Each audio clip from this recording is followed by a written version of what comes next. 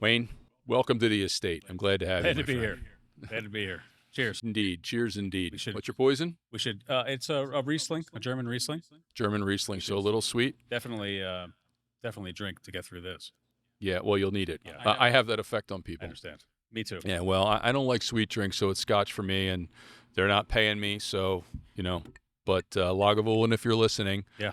I will take your ad money, and I am a big fan. Yes, So, and anyway. and generic middle shelf German Riesling. If you're listening, whoever you are, it's really good. Almost great. Well, with all my hundreds, this is a bottle would make Ron White proud. If you're a Ron White fan, you know what the hell I'm talking about. That's right. So, Yeah. what's the name of your business? Chirpsounds. Chirpsounds. Chirpsounds. Why did you start Chirpsounds? And how long ago was Chirpsounds? The beginning is a little nebulous, but 0708, 2007-08. So a long time ago. Long time ago. I had moved to a little apartment in Collegeville, Mm-hmm. and birds were my peace. I listened to them on my deck. Mm-hmm. And, as it got colder and colder and the door had to shut more and more till, your heating bill and your toes just couldn't take it anymore. Mm-hmm. I got to a point where I was like, there has to be something on the market that allowed me to hear the birds out on my deck without having the door open. Yeah. So course. this was early on. I mean, the internet was, relatively new. So I did some searching around and just couldn't find anything. I found a couple of wired solutions that were clunky and odd. There was one that's still on the market today, and I won't mention them by name. But it looked like one of those old PC speakers that you would like wire together, and it was the one that had the controls with the little knobs on the front, and they somehow figured out how to put a little preamp in there and run a mic, which you had to put under the window or through a door, and then close the window on the wire, which according to reports, people cut all the time, and it wasn't waterproof, and just all kinds of problems. Well, you've got one right there I hanging have from the one right microphone, here. right? So that's not clunky, nor is that wired. And No, I still wouldn't close it in a window No, you should because that probably wouldn't be good. No, it would probably violate the warranty. Just saying. Fine, we're getting off to warranty issue. No. So it's wireless. It's wireless. It's rechargeable. It's we'll say weather resistant, because people will probably do things to it that I don't intend, like, it falls off the tree or whatever and lays in the water for a week. There are certain things that it can't take immersion, but it was designed so that the water would kind of run down the outside, hits a little lip here and falls off, and then everything else is recessed. So But unlike a real acorn, if it's underwater, it's not going to grow. that's right. Okay, That's right. just checking. And the squirrels do leave it alone. They don't see that as an acorn because it's too big and it doesn't smell like one. Well, maybe they should shape all the bird feeders like acorns. Maybe they should. Because the squirrels don't leave those damn things alone. really I'm just don't. saying. So I'm looking in the cameras here, and no, we can't see my bird feeder here. Damn. Oh well. Yeah. So coming up short on the searches, I went, like any good tinkerer, I went to the box of PC and various components and tried to cobble something together Frankenstein style, and that didn't work out. And the first time I actually did a proof of concept, I bought a little kit on the internet. It was a little FM transmitter, not waterproof. I put it in a little plastic bag, stuck it out by my feeders with the little 9-volt battery and the little wire trailing off it. Yeah. Tuned into the radio, and sure enough, every radio in the house, we tuned to this station, and we had birds singing through the whole house. And that's the thing that drives me, because around here we get these gray winter days, and after the third or fourth or fifth one in a row, you're like, when is it going to stop? You flip this thing on, and birds start singing in your house, and it's like spring shows up early. Yeah. Well, when we were getting ready for this, you pulled out an app. We're sitting in my backyard. You may or may not be able to hear them over the mic, and there's something tweeting in the background. Yeah, We got birds that we got gorgeous. What the hell was it? There was a great crested flycatcher. The old gray crest. Yeah, I can't even That's say easy for you it. to say. Gray crested flycatcher, and I haven't really had that much to drink. So Yeah. and it was amazing that all this is in the backyard, which is why we chose the estate for this episode. Yep. Just saying. Yeah. Got gray catbirds singing back there. They're, The old gray catbird, sure. the old mimic. They do all kinds of things like mockingbirds. Yeah, we have the brown chihuahua in the house singing, Brown if chihuahua. that's what you want to call it. Yeah. Even that catbird could probably take in a fight. Yes, the catbird could definitely kick the chihuahua's ass. Well, actually, he does have a lot of fight. I'll give him that. It's a chihuahua. Yeah. So anyway, Yeah. sorry. All good. So, all right. So the FM transmitter worked. Great proof of concept. How long did you use that? About 2 weeks until it broke. Oh, because Somebody dropped in a puddle, didn't they? yeah, it just didn't work Sons out. of bitches. The interesting thing though is, because it was right out with the birds and the windows were closed and it was close to the birds and amplifying things, I heard things. I would go to the windows like, what the heck is that? So, I went to the ground and I saw these little, I think they were called dark-eyed juncos. I think that's what it was. And I was like, wow, I didn't know they made that sound. And you would never hear it because if you get close enough to hear it, they fly away. So that's one of the cool things about what this does is, a lot of times you would think that you'll hear birds singing all the time, but you don't. What you hear is cracking of seeds. It picks up Oh, that kind of. wow. There's the catbird right there over your shoulder. It picks up cracking of seeds. It picks up their feet on the perches. They fly under the unit, and you hear the wing beats. Little squabbles as they fight for the best perches. And I tell everybody about the hawk that you told me about. yeah, the hawk. It's the good news and the bad news. You pick up everything, right? Yeah, you pick up So everything. every once in a while, you'll hear them panic fly, like they all take off at once, and it's a very distinct sound. And when I had this thing running at my office in Harleysville, I had the feeder out away from the house a little bit, and there was a Cooper hawk that got smart enough to realize that if he came in low and fast around the house from behind cover and surprised him, like he could catch a dove. And I heard him panic fly one time. I looked just in time, and he was on final, and he hit the hawk or hit the dove and bounced it a couple of times. And I'm like, I know everybody's got to eat, but you do hear things that sometimes you just don't want to hear. But Yeah, but all good. honestly, I mean, I'm an outdoor guy. So we were talking about that before. I want to move north. I want to move north into the snow Mhm. because I'm batshit crazy, and I love being outside, and I want to experience all of it. Mhm. When I go out and I'm hunting or I'm outdoors, hunting is the most amazing thing. You sit there for hours, and you just have this opportunity to shut your mouth Mhm. and turn on your brain and turn on your senses and just sit there and listen. And I'll be 25 feet up in a tree or however high it is. Always seems higher when you're up there. And it'll be January. And for whatever reason, there are moths Yeah.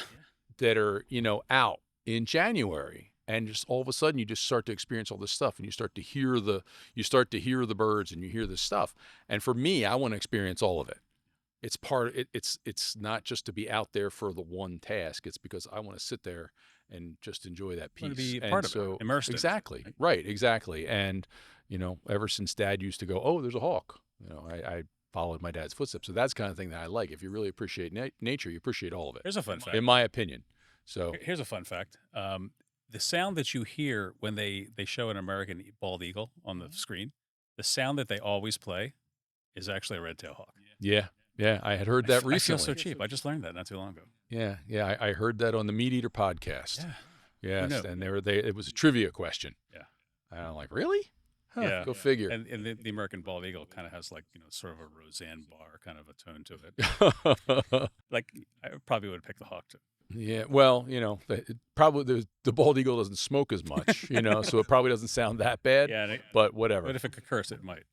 Yeah, well, and God knows what else comes out of. Anyway, Yeah. so okay. So fast forward, you've got this love, you've got this interest, and you want to hear this thing, and you tried it, and proof of concept, it works. All right. Well, my son actually asked me a couple of weeks ago. He goes, "Dad, do we have a radio?" Now my son's 22. He's going to the drive-in. Yes, there's actually there's a drive-in left in Eastern Pennsylvania, believe it or not, and you pick up all the sound on the FM radio. Well, we thought we were smart, and we put CarPlay into his car for Christmas. You're welcome.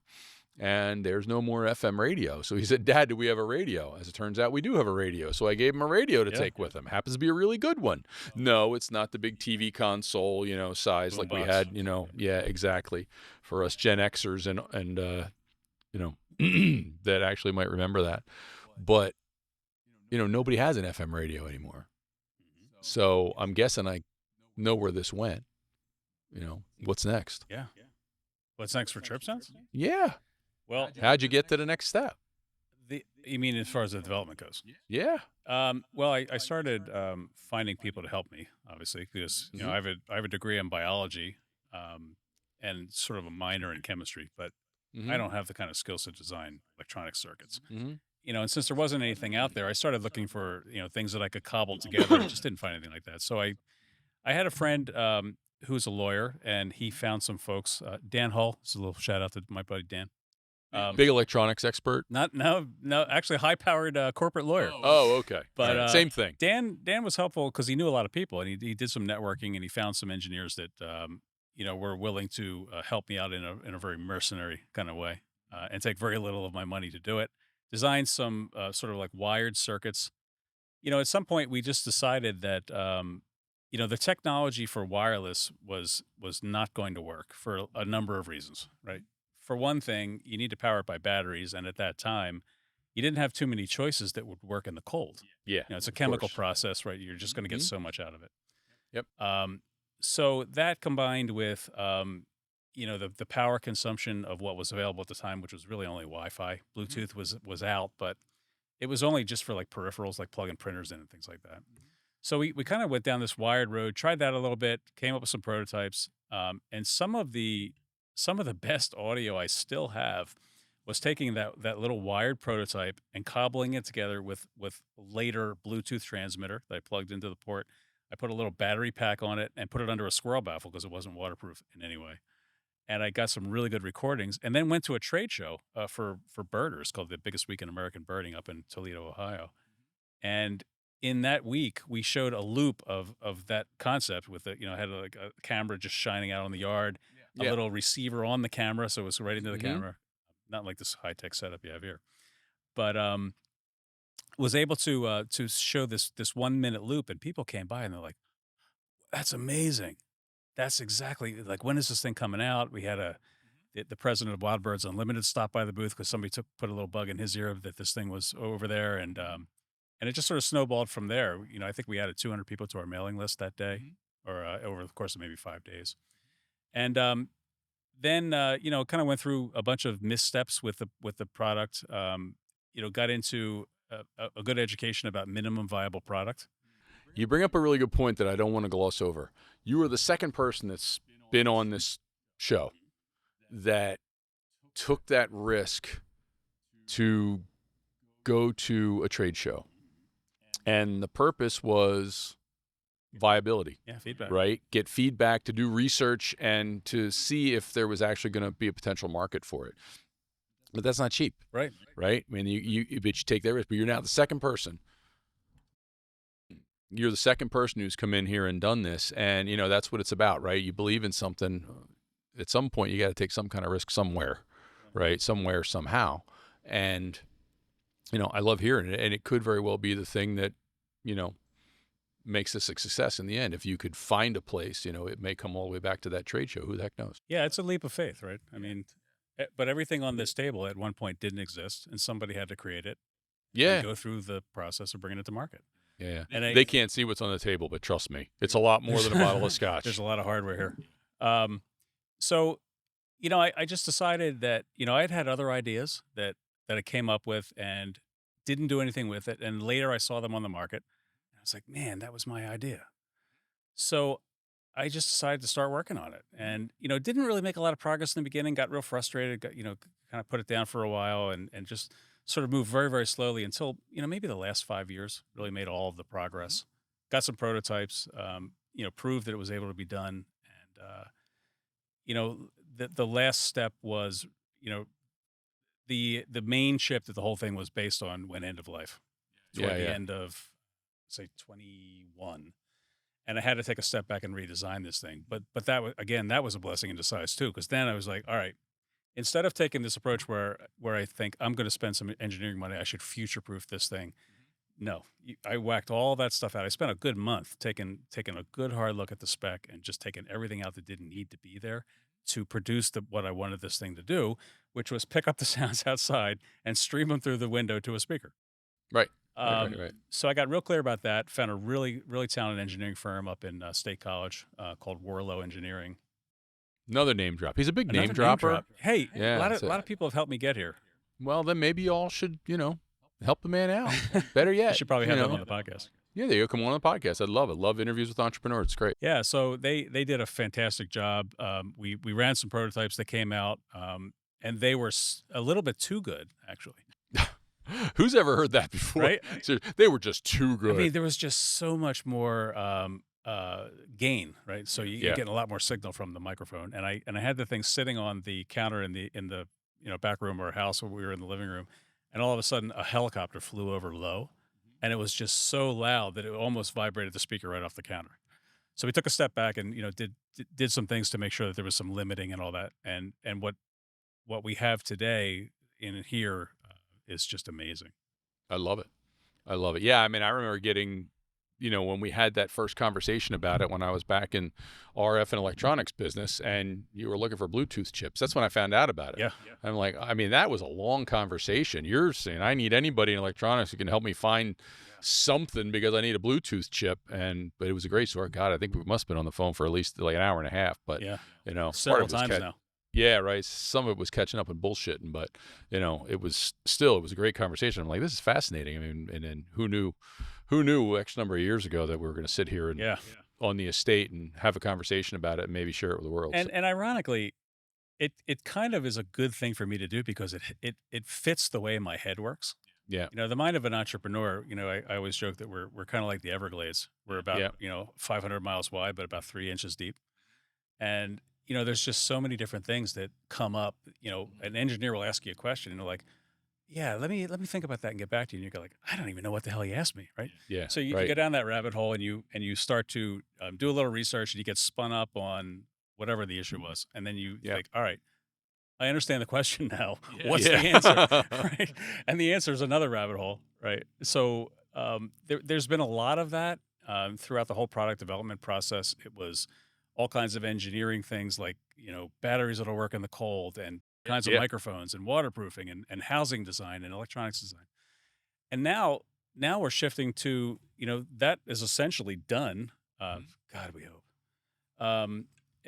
So we're running 100 units now, and when they come out, we're hoping that we don't see any problems in that 100 that we didn't see in 10. Right? Sometimes the averages don't work in your favor, but I think everything is going to be fine. And then we're going to get them out there in the wild. And now the next thing is kind of what we're talking about. One of the things that brought me to have that recent conversation was now I have to put the other hat on, and I have to figure out how am I going to reach the 81 million households that feed the birds. Right. Right. And so it's a whole different hat I got to put on, a different thing I have to learn now. Yeah. It's so much fun. Well, and that's the thing that I see so often as I have all these conversations with entrepreneurs and business owners and the startups and Series A companies, and they go out and they have this subject matter expertise and they have these stories and they have this network and they have this passion, and they go out and they build something, a product or service, and they make it happen, and they can go out and just by that amazing presence and knowledge, they can go out and they can get started on the business, and they convince people that they have not only a viable product, but a product that can really succeed. Yeah. And they get funding and they get sales and everything. But as you know, you've got to run a business. That's right. You've been focused on all this development, right? Yeah. And so even though sales is part of your business, this is B2C, which is a different animal, and you have to think differently. And now what? Right. I have to now shift my business to how do I create demand? How do I create awareness? Yeah. How do I build audience? How do I continue to do research? How do I build the units? Well, and that's still the operations side, and that's going to be, and that's this entrepreneurial issue. And I watch the entrepreneurs, and they get stuck in how do I build the units, and they forget to build the business. I had a conversation with a guy 3 days ago. He's a fractional CIO, and he came out of the chute hot, filled his entire calendar. He's good to go. But in that business, when you're a fractional, there's turnover. They tend to have you for some period of time, and then you switch. He said, I don't know how to find customers. I don't have any clue. Now, a lot of people, they go out in that entrepreneurial journey, and they start, and they go out and they build something or a product or service, and they don't know how to find customers, and they're scraping, and they make some bad decisions on, how do I get that first customer? They start discounting stuff, and they start doing all these different things that may or may not be a good decision. Sometimes it's a good decision. Sometimes it's a bad decision. But the time to build that demand creation and the time to build that revenue engine, day one. But it's different It's different from B2B. It's different from B2C. It's different for something that has a national focus versus a service that has a local focus, or some product that might have a local focus. I mean, Philly Soft Pretzel Factory is a very locally focused thing, right? Will it grow over time? Maybe. But in the Philly backyard, that franchise took off, man, and they're selling Sure. pretzels like it's freaking printing money. Yeah, pretzels are a Okay, Philly thing. but it's still pretty local, right? Yep. So it's gonna have a different. Where do I go? How do I get it out there? How do I? What do I do? And so that's the kind of thing that we have to start learning from day one. But it's still a juggling act, right? Yeah. And that's why I have these discussions with entrepreneurs like yourself, because I want to hear the stories. I want to learn, and I want people to learn from it, and I want people to recognize that they're not on their own. You don't have to be on your own in this journey, even though you feel like you're alone. So, I mean, yes, I got my wife. Yes, you've got your wife and your kids and all that stuff. But they all lie to you. They want, you know what I mean? They want to be encouraging, and they want to tell you what you want to hear, and they want to make you feel good, and they want to, when you're feeling a little down, they're going to tell you what you want to hear. Right. But you have to be talking to other people from the early on, and I think that's one of the things that a lot of entrepreneurs make the mistake of is they get all worried about secrecy right up front. Right. Right. So the first thing they do is they think they got to go spend $10,000 and get a patent for these things, and then they realize afterward that they have an answer to a question nobody's asking, because they Yeah. didn't talk to their market first. Right. So one of the first things we did, after realizing that there really wasn't anything utility about this that I could patent. So I started talking to a lot of people. I just wanted to make sure that we validated the idea, that I wasn't the only one that thought it was a good idea, and that there was a market for this thing, and started doing that kind of research and getting out and talking to people. And, it took a little while to figure out how to explain it. Like you would think that after doing this for so long, the what is it question would be the easiest thing to answer, but it's so hard to unknow what you know. Like I've been doing this for so long now that I tend to start talking about like features and things like that. But what this thing is really a way to restore that audio experience to the bird watching experience. Because when you can't have the windows open for whatever reason, the allergies have your eyes swollen shut, or it's 115 degrees in Phoenix, or it's 15 degrees in Maine. This thing just brings that part of it back, so you're not like watching TV with the sound turned off. Well, I think about it, and so often we get caught up in the what. And it's like the old story of the three bricklayers. Guy comes upon three bricklayers. He goes, "What are you doing?" He says, "I'm laying bricks." Goes on to the next guy. He says, "What are you doing?" He says, "I'm building walls." And he comes to the next guy. He says, "What are you doing?" He goes, "I'm building a safe place for a family to enjoy their future and create memories." Right? And I think about Chirpsounds. It's not that you're building something to bring the sound inside. You're building something to potentially bring somebody peace. You don't know what somebody went through on that particular day. And if they're able to disappear into the sounds and find peace, that can be pretty powerful after a stressful day, or God forbid, maybe they have anxiety, maybe they have depression, maybe God knows what. I mean, I don't want to go too far, because then this thing will need to be approved by the FDA. That's right. But I mean, and that may be a bit of an exaggeration, but we all have our things. Some people have scotch, just saying. That's right. Other people have birds. I mean, we're sitting here. I've got my bird feeder right here, and I put it in that spot because my wife likes to sit in her recliner, and she likes to watch those damn birds. Guess what's on her Christmas list? Just saying. And now I can bring that inside to her, and she can grow the experience. And you're bringing something that's different, and that's really what it's about. That's the value proposition. So for the companies that go forward and they build this stuff and they do these things, yes, it's Chirpsounds and it's Bluetooth and it brings the sound inside and makes it cares about that. right. But it's not that they don't care about that. They do care about that. But it's, what are they going to feel? What's the connection that you can create with people? And you can do it with everything. It doesn't matter whether it's a service. It doesn't matter whether it's a product. If you go beyond the what I do, I put on roofs. No, I don't just put on roofs. I keep you from being homeless. Right. Okay? There's ways that you can create messaging and that you can make that connection with people. The best thing I ever saw happened across the street. Somebody put out their trash can, and like all the white trash in my neighborhood, like all the trash in my neighborhood, Can edit that out. like all the trash in my neighborhood, they left the sticker on. Okay. And it's a lesson in how to sell a trash can. You ever try to pull a full bag of trash out of a trash can? What happens? Bottom breaks. Well, the bottom breaks, or more importantly, it sticks and the trash can lifts up with it. Ticks you off. You got to squeeze the thing between your feet, grab the bag with two hands, pull it up super slow so that it doesn't tear because of that vacuum keeps it down, right? They changed the shape of the trash can so that there would be no vacuum. So you can pull the thing right out, right? What does it say? 50% easier to remove the trash. Now, I'm in the business of putting the trash into the trash can, but if the trash man has a hard time taking it out and it makes a big mess, it's not really always going to be picked up. So it creates that emotional, oh God, I hate when I have to do that, right? Now people actually feel something. And that's really what we're going for as we get out there and we try and take this thing to the market. The people that were at the trade show, they just get it instantly. You know, when you experience it, which is a big part of your marketing going forward, right, is get people to experience it because they may not be able to elicit or enunciate those thoughts, right, as clearly. But they can feel it. And so now if you can take what they can feel and you can give it to them in more ways and make them feel it, now you're upping the value from I have a Bluetooth speaker with essentially a microphone, okay, to I have a way to let you know when the birds are out there.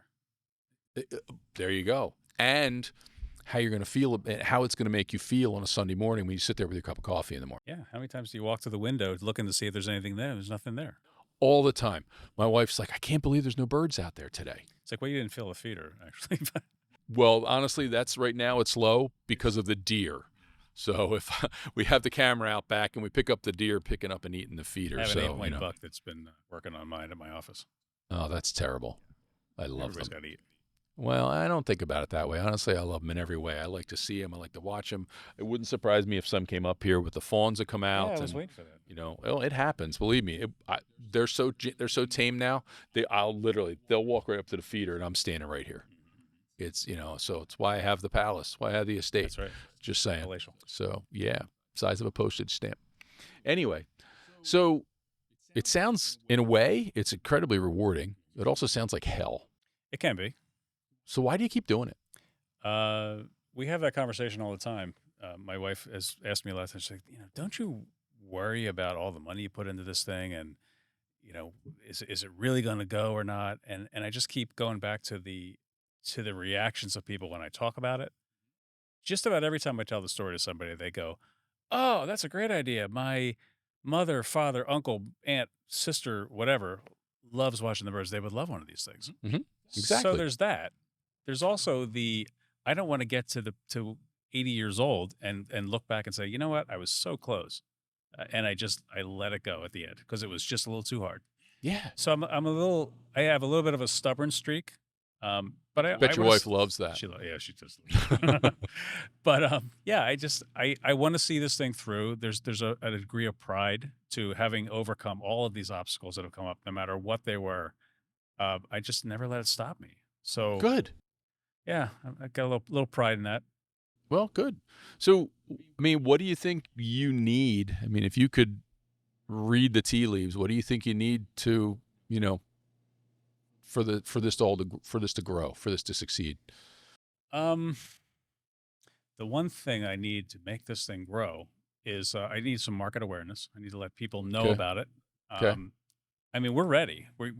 I think we've worked out all the issues except for the assembly of these things. We have a couple of candidates for putting these things together. We talked about doing it ourselves initially, but I want to stay married. Yep. So if it only takes 5 minutes to program, test, assemble, and package each unit, 1,000 units takes 83 hours. And you're not actually going to work for 8 hours a day. Not going to work for 8 hours. Your typical productivity is going to be about 60, 70% if you're hitting it hard. Right. So it's going to take you 3 weeks or so if you're working, pretty steadily. And so we're working that out. But other than that, it's just getting the word out, driving people to the website, and we're ready to go. And you got other stuff in the works. We'll keep that powder dry, keep it close to the vest, but you got other stuff in the works. Yeah. So what do you think of your obstacles and your roadblocks? Hmm. Let me pause and think about that for a minute. You can edit out the silence later. Well, it depends. If it gets to be really uncomfortable silence, maybe we'll just leave it in. All right. So little technical difficulties, but here we are. We're back. We're back. And Better than despite all live. this highfalutin stuff, is it better than live? I don't know. Are we live? So it's funny. Thank God for the lights because it's starting to get dark out here. We might be in the Matrix. We're not. No. Maybe. Are we? Anyway. You can feel the port. So, so, That might be the wine. I'm not sure. but after all this work, I mean, we don't have any hair. We got almost all gray hairs in our It's all beard. pulled out. We're not getting any younger. I mean, what's your end game, brother? Well, the end game is I'm 60 and I don't want to work a full-time job and try to run a side hustle. I would love for Chirpsounds to replace my full-time income. Yeah. I would love for this to be automated to the point where my regular participation isn't necessary. The thing just gets humming along. Yep. I forget who said it, but somebody said, if you're not thinking about automating yourself out of the business, you're not thinking big enough. Right. So there's 81 million households feeding the birds in North America. Old numbers, right? Yep. Before COVID. So be real conservative. If I can only capture 0.1% of those people, that's 81,000 units. So you don't have to make a whole lot on each unit for that to be a nice nest egg, right? So that's the end game. I don't know where this is going. I hope it continues to snowball. I hope that that I can offer additional things. Like if people are already coming to the website for this thing, maybe I start offering feeders and all kinds of other things that they're already there for, right? Sure. So that part of it is a little bit nebulous, but I do want to eventually go full time with this thing, and maybe do it a few hours a week. Yeah. To deal with the things that I have to deal with, have people in place that can run the business on a regular basis, and just enjoy retirement. Yeah, well, I mean, that's the good part of that is systems thinking, right? I hear the stories, and people figure that in order to grow, in order to get where they need to get, they just need to work a hell of a lot harder. They need to have more people to just work a hell of a lot harder. But ultimately, you have to have a systems thinking mindset. The systems thinking mindset is the kind of thing that helps to pass the attrition test, right? I like to say everybody goes on vacation. Mm-hmm. You want to be able to run at least 80% when an important person is on vacation. Golf button. Yeah. In fact, I know a story, and there's a company that made a horrible mistake twice. There's a fella by the name of Lloyd. Never mentioned the company, and but Lloyd held the secret sauce, and Lloyd decided to retire, and they didn't have it well documented, and Lloyd retired, and they couldn't recreate what was in Lloyd's head, and it was process related, and they never took the time, and so they ended up hiring Lloyd back as a consultant at a very pretty penny. I bet. Extremely pretty penny. Lloyd had all the cards there. They made the mistake a second time. They never really got it documented, and sadly, Lloyd passed away while he was a consultant, and they screwed it up.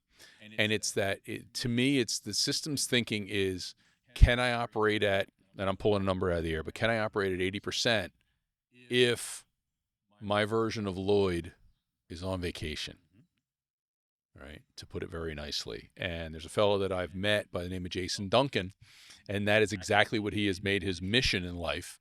Is he has several businesses, and it's how do I put my business on autopilot? And of course, he's trying to make people feel something, so that you can go live your best life without having to completely leave behind this passion, right? This passion project that you've built. But regardless of whether you leave it behind or you don't, if you care about the people with whom you have a relationship, that you've hired, if you care about this thing that you've built, then you need to have a legacy. You need to have a way for it to survive you, if you will. And that is systems thinking. And so often that just doesn't happen. And we're talking about it in terms of the end game, but it needs to happen every day. Right. When that CEO steps out of their role as that subject matter personality, as that number one networker, as that number one generator and filler of pipeline. Chief product evangelist. Exactly. When they do that, because they've got to do other things, they've got to answer to a board, they've got to make sure that they have the right resources and the right company, and they have to worry about buildings and construction and whatever it is that they have to do, they oftentimes don't backfill themselves in the ways that are important. They figure I can just put a body in there and do a whole shit ton of work, and it's going to make up the difference, and it doesn't. And again, that's the systems thinking that people need to achieve if they want to get even not just to the end game, just the next step. And it's never more prevalent. I mean, my focus is the revenue engine, right? My focus is sales and marketing. How do we do that? The CEO cannot do it all. It's not good for the company. It's not good for the employees. It's not good for the customers. So if you have that end game in mind and you're already thinking about that kind of thing, you're already way ahead of the game. Yeah, I mean, ideally, I would love to find a contract manufacturer where I could call them up and say, I need 1,000 of these things, and I don't want to hear anything about it until they show up at the warehouse. Yeah, right. Right. And then I have a third-party fulfillment company that, the orders come through the website. They do the EDI. They electronically send it over to that thing. They pick, pack, ship, just cash the checks. Well, and that's right. You put it into a 3PL, and they take care of all that stuff for you. Right. And you give up some That's the margin way for you do that. it. Absolutely. But you get a lot of life back for it. Well, and honestly, it's a trade-off. You give up a little bit of margin, but the costs are likely a lot higher if you bring all that internal capability in-house, right? Because you don't have the space, you don't have the people, you don't have the HR, you don't have the headaches that go along with all that stuff, you don't have the taxes that go along with that, you don't have the regulation, you don't, all that you have to deal with. Yeah. And so you're sacrificing some margin, but on balance, there's a reason why the 3PL business, third-party logistics businesses, are growing at such a rapid pace. I mean, corrected after a little slowdown from the pandemic, but it's still huge because you give up margin, but in the long run, it pays. Yeah, I think it's a lot easier to spend the time on Chirpsounds, right? Because it is a passion project, and it's something I'm proud of and something I'm building, and ultimately, we're going to benefit from that versus working for somebody else where, whatever you bring in sales that are 10 times what they're paying you. And they're the ones who are winning from this thing. Make sure everything's working over there. Yeah, everything's working. All good. No more tech. Yeah. So, but the last thing you want to do is not think forward enough that you give up your full-time job and now you just bought a job that you own. Yeah. Right. And you're working just as hard or harder because you're still doing everything yourself. Yep. And I don't want to be in that position. I want to spend time with my wife traveling and, just get out there and live life. 60 years old. Like, how many good years do you have left where you're vigorous and healthy and you can go do all the traveling that we want to do? Well, and I don't think that we can end this episode without that very important phrase that you brought up in our last conversation. Stay effing married. Stay effing married. Right? It's a great objective. Sure is. My wife's on the other side of the glass in there. I guarantee you she, if I don't say that, I'm in trouble, and I pray to God she agrees. Yeah. So, yeah, for sure. Yeah. So, well, damn. Here we are.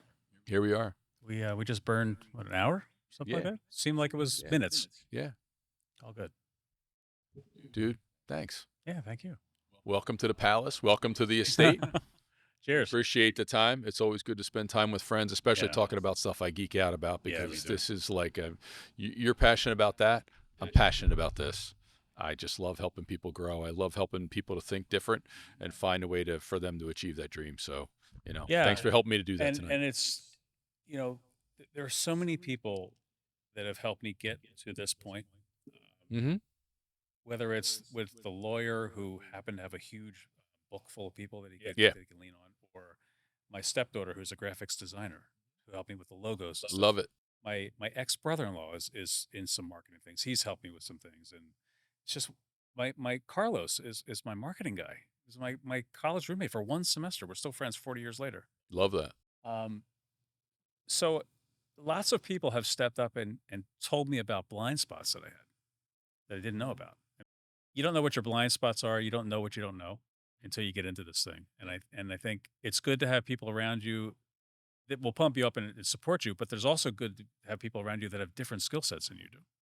And they can kind of look Yeah. at your business from a dispassionate perspective and kind of tell you where you're missing things. Yeah. And I think that's probably, the biggest takeaway, I'll repeat it again, is that it feels like you have to do it alone.